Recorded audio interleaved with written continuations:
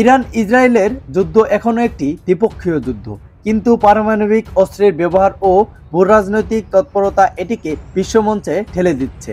আশঙ্কা করা হচ্ছে এটি তৃতীয় বিশ্বযুদ্ধে রূপ নিতে পারে।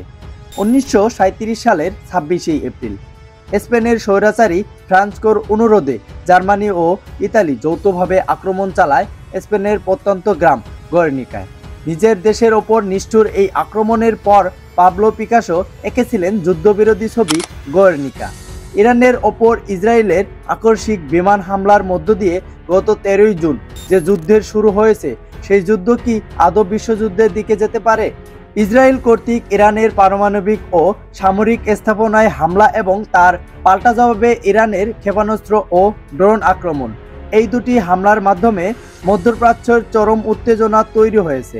এমন উত্তেজনা বিশ্বযুদ্ধের রূপ নেওয়ার যে গুরুতর আশঙ্কা দেখা দিয়েছে, তা গোটা বিশ্বের সাধারণ জনগণ এবং রাষ্ট্রগুলোকে এক বিপজ্জনক ঝুঁকির মুখে ফেলে দিয়েছে। যদিও এখন এই যুদ্ধ সরাসরি বিশ্বযুদ্ধের রূপ নিচ্ছে না বলে অনুমান করা যায়, তবুও এর ঢেউ আমাদের উপমহাদেশের নিরাপত্তা ঝুঁকি বাড়াচ্ছে। এটাও সত্য, সংঘাতের গতি প্রকৃতি যেমন উদ্বেগজনক, তেমনি কূটনৈতিক চাপ ও বৈশ্বিক চাপের সংঘাত প্রশমনের সম্ভাবনাও উড়িয়ে দেওয়া যায় না। এই পরিস্থিতিতে রাশিয়া একজন প্রভাবশালী সামরিক কর্মকর্তা মেজর জেনারেল আপতি আলাদিনোভ বলেছেন, তৃতীয় বিশ্বযুদ্ধ শুরু হয়ে গেছে। ব্রিটিশ সংবাদ মাধ্যমে মিররের প্রতিবেদনে বলা হয়েছে, ইসরায়েলি হামলার পর ওই রুশ জেনারেল রাশিয়ার ক্রেমলিন সরকারকে আহ্বান জানান 10 লাখ নতুন সেনা নিয়োগের জন্য। আলাদিনোভের এই ভাষ্য সত্যিই আতঙ্ক আছে, নাকি জনমত তৈরি করে রাষ্ট্রীয় যুদ্ধ প্রস্তুতিকে যৌক্তিক করতে চাওয়ার চেষ্টা, সে বিতর্ক থাকতে পারে। তবে এতটুকু স্পষ্ট, তিনি বলেছেন, যুদ্ধ ইতিমধ্যে শুরু হয়ে গেছে। এটি তৃতীয় বিশ্বযুদ্ধের নতুন মোড়, নতুন গতি। এখন আমাদের সেনা তৈরি করতে হবে এবং যুদ্ধের জন্য। এ কথাগুলো এক আশঙ্কায় কণ্ঠস্বর, যা মনে করিয়ে দেয় বিজ্ঞানী আলবার্ট আইনস্টাইন বহুবার উদ্ধৃত সেই বিখ্যাত মন্তব্য, আমি জানি না তৃতীয় বিশ্বযুদ্ধ কোন অস্ত্র দিয়ে হবে, কিন্তু চতুর্থ বিশ্বযুদ্ধ হবে লাঠি ও পাথর দিয়ে। এই কথাটি তিনি বলেন 1940-এর দশকে এক ব্যক্তিগত আলাপচারিতায়। পরে 1972 সালে উইলিয়াম হারমান্স তার Einstein and the point in search of the cosmic man বইয়ের উদ্ধৃত করেন এই বক্তব্যটি। আইনস্টাইনের এই মন্তব্য কেবল একটি ভবিষ্যৎবাণী নয়, বরং মানবজাতির প্রতি এক গভীর সতর্কবার্তা। তার ভাষ্য অনুযায়ী, যদি তৃতীয় বিশ্বযুদ্ধ হয়, তা হবে এমন ভয়াবহ ধ্বংসযজ্ঞ, যার পরিণতিতে সভ্যতা এমনভাবে ধ্বংস হবে যে মানুষ আবার আদিম যুগে ফিরে যেতে বাধ্য হবে, যেখানে অস্ত্র বলতে থাকবে কেবল লাঠি ও পাথর। তৃতীয় বিশ্বযুদ্ধ যদি হয়ে যায়, পৃথিবীতে মানুষ তো দূরের কথা, প্রাণীর অস্তিত্বই থাকবে না হয়তো। তবে গত শতাব্দী 40-এর দশকে আইনস্টাইন রসিকতার ছলে বলেছেন, আমি জানি না তৃতীয় বিশ্বযুদ্ধ কোন অস্ত্র দিয়ে হবে, কিন্তু চতুর্থ বিশ্বযুদ্ধ হবে লাঠি ও পাথর দিয়ে। আজ যখন ইরান ইসরায়েলের যুদ্ধের ধাক্কা কাঁপিয়ে দিচ্ছে পুরো অঞ্চল, যখন বড় বড় রাষ্ট্রগুলোর সামরিক অবস্থান পুনর্গঠিত হচ্ছে, তখন আইনস্টাইনের সেই নৈতিক বার্তাটি আরও বেশি প্রাসঙ্গিক হয়ে উঠছে। এই কথার মধ্য দিয়ে আইনস্টাইন 1940 সালে আমাদের সতর্ক করেছিলেন পারমাণবিক যুদ্ধের চূড়ান্ত ধ্বংসাত্মক পরিণতি সম্পর্কে। তারপর পৃথিবীর বয়স বেড়ে গেছে, আরও ভয়াবহ সব যুদ্ধাস্ত্র তৈরি হয়েছে।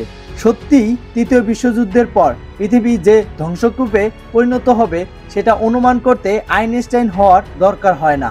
সাধারণ মানুষ ধারণা করতে পারে, ডোনাল্ড ট্রাম্প আর বেনিয়ামিন নেতানিয়াহু তো পারেন, তারাই তৃতীয় বিশ্বযুদ্ধ থামাবেন। পশ্চিমা ধারণা অনুযায়ী ইরানের পারমাণবিক উচ্চাকাঙ্ক্ষা বিপজ্জনক পর্যায়ে পৌঁছানোর, যেমন 60% ইউরেনিয়াম সমুদ্রকরণ, যা অস্ত্র গ্রেডের কাছাকাছি। আগেই তা পুরো বিশ্বের জন্য নিয়ন্ত্রণ করা প্রয়োজন। এ কারণেই ইসরায়েল ইরানের নাতানজ ও ফোর্দের মতো পারমাণবিক স্থাপনাগুলোতে হামলা চালিয়েছে। হামলার ফলে যে ক্ষয়ক্ষতি হয়েছে, তাতে ইরানের সর্বোচ্চ নেতা আয়াতুল্লাহ খামেনি ইসরায়েলকে কঠোর শাস্তি দেওয়ার অঙ্গীকার করেছেন। এরই অংশ হিসেবে তেল আবিব ও হাইফারের মতো ইসরায়েলি শহরে ইরান ক্ষেপণাস্ত্র হামলা চালিয়েছে চলমান সংঘাতকে আরও জটিল ও বিস্তৃত পর্যায়ে নিয়ে যাওয়ার ইঙ্গিত দিচ্ছে। যদি ইরানের অস্তিত্ব হুমকির মুখে পড়ে তাহলে সেটি ইরানকে তার পারমাণবিক কর্মসূচি আরও দ্রুতগতিতে এগিয়ে নিতে দৃঢ় প্রতিজ্ঞ করে তুলতে পারে। একই সঙ্গে ইরান হরমুজ প্রণালী বন্ধ করার মতো চরম প্রতিশোধমূলক পদক্ষেপ নিতে পারে, যা বিশ্বব্যাপী তেল সরবরাহের স্রোত বিঘ্ন করতে পারে এবং অন্যান্য আঞ্চলিক শক্তিকে একই সংঘাতে জড়িয়ে ফেলতে পারে। এই যুদ্ধের সম্ভাব্য পরিণতির মধ্যে রয়েছে ইরান ও ইসরায়েলের উভয় দেশের বেসামরিক জনগণের মধ্যে ব্যাপক হতাহত, গুরুত্বপূর্ণ অবকাঠামোর ওপর পাল্টাপাল্টি হামলা এবং এর ফলে সৃষ্ট অসম প্রতিক্রিয়া। এমন পরিস্থিতিতে দ্বিপাক্ষিক যুদ্ধকে আরও বিস্তৃত করে তুলতে পারে, যার পরিণতিতে গোটা অঞ্চলই অস্থির হয়ে উঠতে পারে। এই প্রতিক্রিয়া শুধুমাত্র যুদ্ধে উত্তেজনা বৃদ্ধি করবে না, বরং একসময় পূর্ণমাত্রিক আন্তর্জাতিক সংঘাতে রূপ নিতে পারে, যার পরিণতি বহন করতে হবে পৃথিবীর সব অঞ্চলকে। আরেকদিকে ইরানের পারমাণবিক অবকাঠামোর ওপর সম্ভাব্য একটি যৌথ মার্কিন ইসরায়েলি হামলা দেশটির প্রতিরক্ষা কাঠামোতে অচেনা ধাক্কা দিতে পারে। তবে এই আঘাত একতরফা হবে না। ইরানের সামরিক শক্তি দুর্বল হলে তার ক্ষোভ আরও বাড়বে, যা সেখানকার রাজনৈতিক ও সামরিক অস্থিরতাকে তীব্র করে তুলবে। একসঙ্গে সিরিয়া, লেবানন, সৌদি আরব, এমনকি তুরস্ক ও পাকিস্তান সহ আঞ্চলিক এবং রাশিয়া, চীন সহ বৈশ্বিক শক্তিরা এই সংকটে প্রবলভাবে জড়িয়ে পড়ার আশঙ্কা বাড়িয়ে তুলবে। ইসরায়েলের আকস্মিক হামলার পর ইরানের মাপা বক্তব্য এবং পারমাণবিক আলোচনায় ফিরে আসার ইচ্ছা নির্দেশ করে যে শর্তসমূহ মেনে নিলে তারা উত্তেজনা কামনার জন্য একটি নতুন অধ্যায় শুরু করতে আগ্রহী। জাতিসংঘ এবং পারমাণবিক শক্তি সংক্রান্ত আন্তর্জাতিক সংস্থা IAEA পারমাণবিক স্থাপনায় হামলার নিন্দা জানিয়ে উত্তেজনা কমানোর আহ্বান জানিয়েছে, যা একটি বিস্তৃত যুদ্ধ রোধের জন্য আন্তর্জাতিক চাপের প্রতিফলন।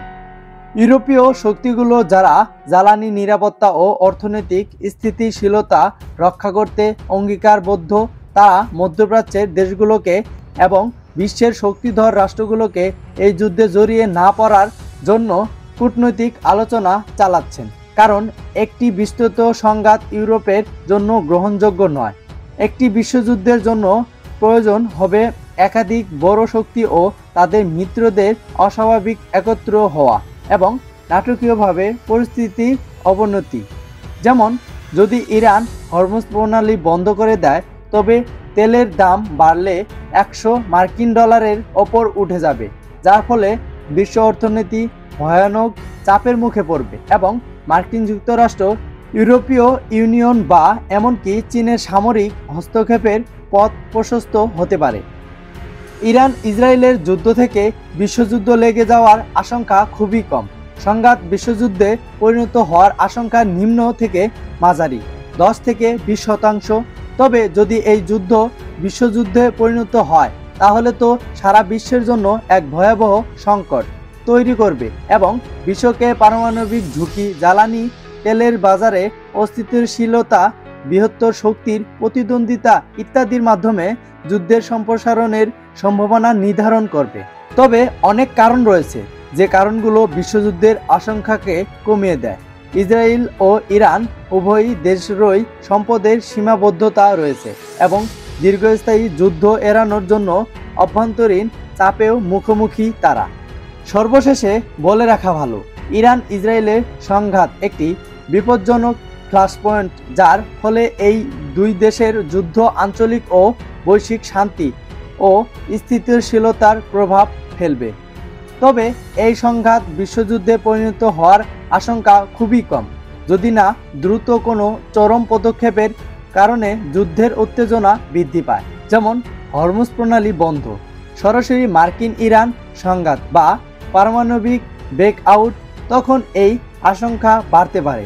সংঘাতটি সম্ভবত একটি টিট ফর ট্যাট হামলার সিরিজ হিসেবে থাকবে, যার কারণে কূটনৈতিক প্রচেষ্টা অব্যাহত থাকবে এবং উত্তেজনা কমিয়ে আনা যাবে। তবে এখনও মধ্যপ্রাচ্যের একটি সম্প্রসারিত আঞ্চলিক যুদ্ধের ঝুঁকি বিদ্যমান।